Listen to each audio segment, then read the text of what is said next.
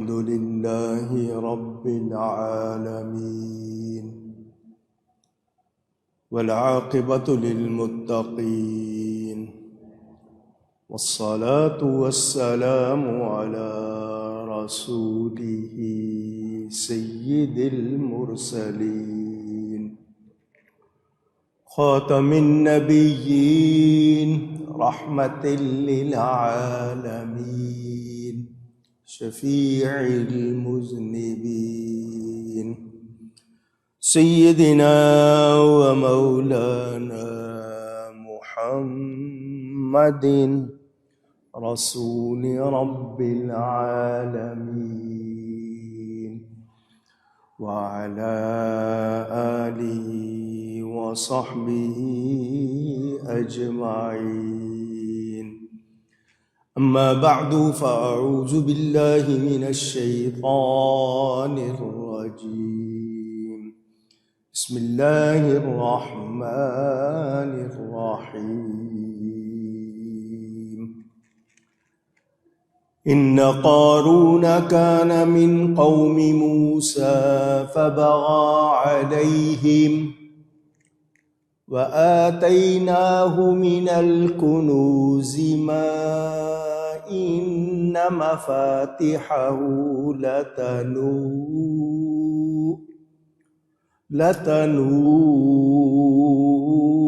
بالعصبة أولي القوة إذ قال له قومه لا تفرح إن الله لا يحب الفرحين. إن الله لا يحب الفرحين. صدق الله العلی العظیم. محبت کے ساتھ ایک مرتبہ دروشی پڑھ لیجئے.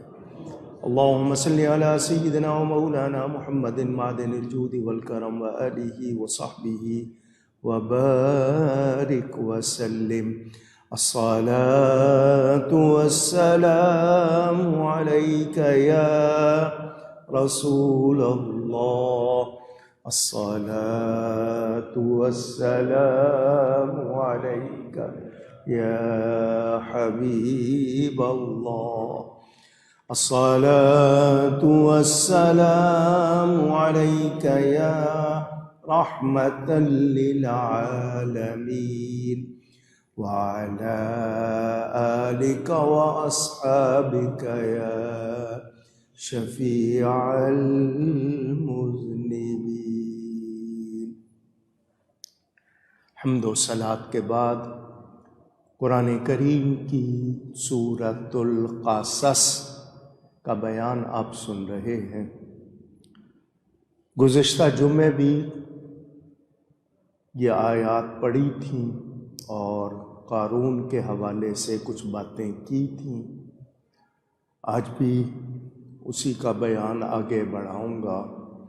اللہ تعالی مجھے حق بیان کرنے، ہم سب کو حق سن کر اس کو قبول کرنے، اس پر عمل کرنے اور اس پر قائم رہنے کی توفیق عطا فرمائے. آپ کو قارون کے بارے میں بتایا، اس کا نسب نامہ بھی بتایا کہ یہ حضرت موسیٰ علیہ السلام کا چچا زاد تھا.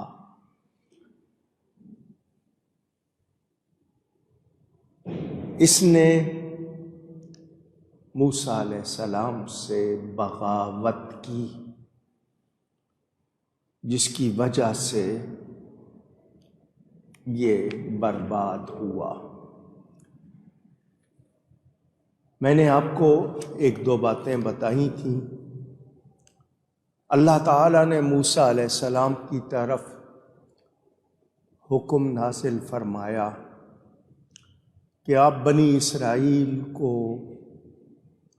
یہ حکم دیں کہ وہ اپنی چادروں میں 4 سبز دھاگے باندھیں اور ہر دھاگے کا آخری حصہ آسمانی رنگ سے رنگا جائے۔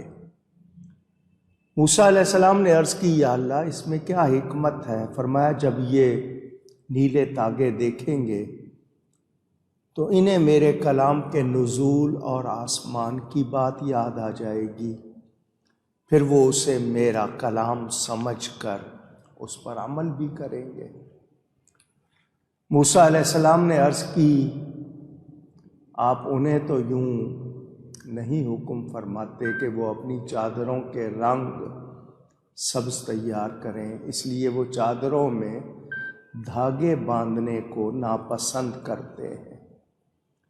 اللہ نے فرمایا میرا حکم بڑا ہو یا چھوٹا میرا حکم ہے، اگر وہ میرے چھوٹے حکم پر عمل نہیں کریں گے تو پھر بڑے حکم کو بھی نہیں مانیں گے۔ موسیٰ علیہ السلام نے اللہ تعالیٰ کا حکم بنی اسرائیل کو سنا دیا تو سب نے مانا، لیکن قارون نے انکار کر دیا اور یہ کہا کہ آقا اپنے غلاموں سے چادروں میں دھاگے بندھواتے ہیں تاکہ فرق ہو جائے کہ کون غلام ہے کون نہیں۔ میں تو کسی کا غلام نہیں ہوں اور نہ ہی مجھے کسی کی غلامی منظور ہے۔ یہ قارون کی پہلی بغاوت تھی۔ جو بات کرنی ہے وہ یہ کہ لوگ اللہ تعالی یا نبی پاک صلی اللہ علیہ وآلہ وسلم کے حکم کو حکم سمجھیں، کسی حکم کو ہلکا نہ لیں۔ بہت سے لوگ جی یہ کوئی ضروری تو نہیں ہے اس طرح کہہ کر وہ اپنی پسند جتاتے ہیں کہ مجھے تو یہ پسند نہیں، میں تو یہ نہیں کرنا چاہتا۔ کیا مطلب کہ رب تعالیٰ کا یا نبی پاک کا حکم ہے تو ہمیں اس کو ماننا ہے، اس میں ہماری بھلائی ہے۔ انکار کر کے ہم کوئی خیر حاصل کر سکتے نہیں۔ ہمارے بہت سے لوگ مثلاً کھڑے ہو کے پانی نہ پیو، کبھی پینا پڑ جائے مجبوری اور بات ہے، عادت نہ بناؤ۔ پانی پیو تو 3 سانس لو، گھٹاگھٹ نہ پیو۔ ویسے بھی پانی چوس کے پینا چاہیے، حلق بھی تر ہوتا ہے، پیاس بھی بجھتی ہے، گھٹاگھٹ پینے سے پیاس نہیں بجھتی۔ لوگ کہتے ہیں نہیں جی بس بہت زیادہ گرم کھانا نہیں کھانا چاہیے۔ یہ کسی دیوار میں کوئی سوراخ ہے، انگلی نہ مارو، ہو سکتا ہے کوئی کیڑا ہو اندر تمہیں تکلیف دے دے۔ رات کو سوو تو چراغ بجھا دو۔ اب کوئی ان حکم کو کہے کہ جی ضروری نہیں ہے تو نتیجہ پھر اچھا نکلتا نہیں۔ بدھ کے دن ناخن نہ کاٹو۔ کون سے دن؟ اونچی کہیے گا، وینسڈے کہتے ہیں نا، وینسڈے۔ ناخن نہ کاٹو۔ نہیں جی دنوں سے کیا فرق پڑتا ہے؟ وہ پھر منمانی کرتے ہیں، نتیجے میں پھر ان کے سامنے اگر اس کا رزلٹ آئے پھر پشیمان ہوتے ہیں۔ یاد رکھیں کوئی حکم چھوٹا ہے یا بڑا مگر کس کا ہے یہ پیش نظر رکھیں۔ رب کا کوئی حکم اگر وہ چھوٹا بھی ہے تو ہمارے لیے وہ بڑا ہے، ہمیں اس کو ماننا ہے۔ آج بہت سے لوگ اپنی عقل کے گھوڑے دوڑا کے نہیں جی اس میں یہ ہے یہ ہے۔ ہاں ایک حکم ہے طبعی، طبعی طور پر حضور نے کسی چیز کو پسند نہیں کیا۔ ایک ہے شرعی، شریعت کے طور پر فرمایا ہے، تو شریعت کے فرمائے ہوئے حکم سے تو مجال نہیں کہ آگے پیچھے ہو۔ طبعی طور پر اگر کچھ فرمایا ہے تو اس میں بھی اگر غور کریں گے تو خیر ہی ہوگی۔ اب اس کی تفصیل میں جاؤں تو ایک اشارہ کر دوں صحابہ کرام رضوان اللہ علیہم اجمعین، نبی پاک تشریف لاتے، صحابہ کھڑے ہو جاتے، جب تک حضور بیٹھ نہیں جاتے تھے بیٹھتے نہیں تھے، پھر حضور جانے لگتے پھر کھڑے ہو جاتے۔ فرمایا اس طرح نہ کھڑے ہوا کرو۔